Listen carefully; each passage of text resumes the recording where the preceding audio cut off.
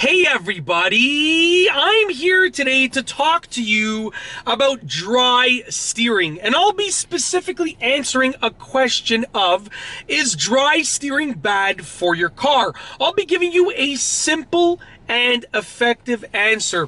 Without any further ado, let's get right into it. First and foremost, what is dry steering? Well, dry steering is essentially when you steer while the car is not moving. So if I am standing still, which I am right now, my car's not moving, and I take the vehicle and I steer.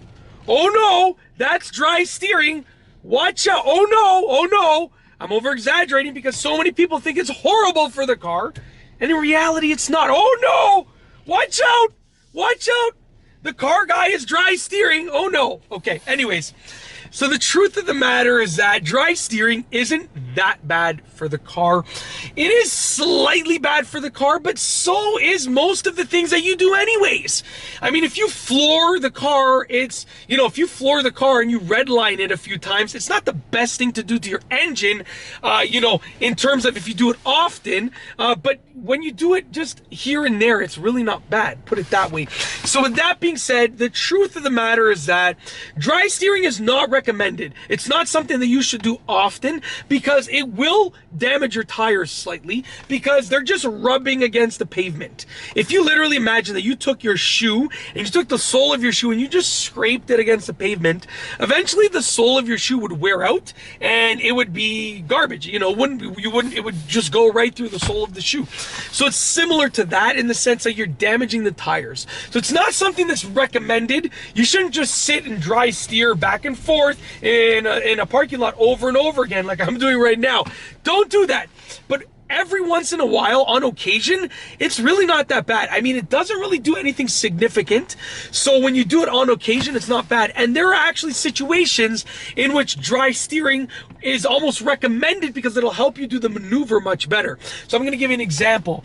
And when you do a three-point turn, you have to be at a stop and you have to turn the steering wheel all the way to one direction or the other direction, back and forth, while your car's at a standstill. So if I was doing a three-point turn, I'd come to a stop, steer all the way to the left, proceed forward, steer all the way to the right, proceed in reverse, steer all the way to the left, proceed forward again. Right? When you steer during a three-point turn, your car is at a standstill. Same thing with a U-turn. You pull over, you come to a complete stop, you steer all the way towards the other direction of the road, and you proceed. Right? So in those situations, dry steering actually helps you do the maneuvers better and more effectively. And that's why I think that it's important to note that you shouldn't deliberately dry steer your vehicle over and over again, because that is going to cause damage to the tires, and it's not going to be good for you or for your wallet. However, on occasion, especially when it's beneficial for the actual driving maneuver, go ahead. Dry steer. It's not a big deal. I feel like so many people make it seem like it's a huge deal, a horrible thing to do, when in reality it's not. It's no different than flooring your car. If you floor your car, you should actually floor your car once in a while. You should definitely do it once in a while. It's good for you and it can create a safe driving situation. And that's a whole other video in itself. But it's like flooring your car or redlining your car. Once in a while, it's not bad. It's actually good to open up the engine. However, if you do it all the time, you're going to damage your engine. So it's as simple as that. Dry steering, is it bad for your car? Not really. If you do it all the time, yeah, of course. If you sit here and you do it for an hour back and forth, of course you're going to damage your tires.